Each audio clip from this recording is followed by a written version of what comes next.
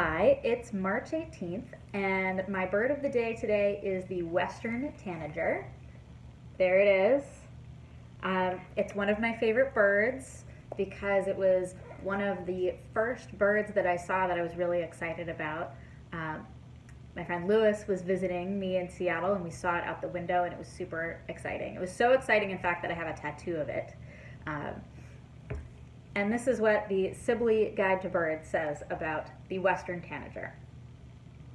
Common in both coniferous, such as ponderosa pine, and deciduous woods, usually solitary in upper levels of trees. Feeds on insects and larvae gleaned from leaves. Male, distinctive.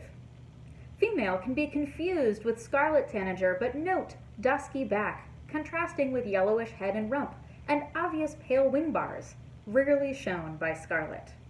Voice, song a fairly rapid, continuous series of about 5 robin-like phrases, each phrase with hoarse, buried quality. Call a soft, rising, rattle, prididit. Flight call, a soft whistled hooey, similar to scarlet.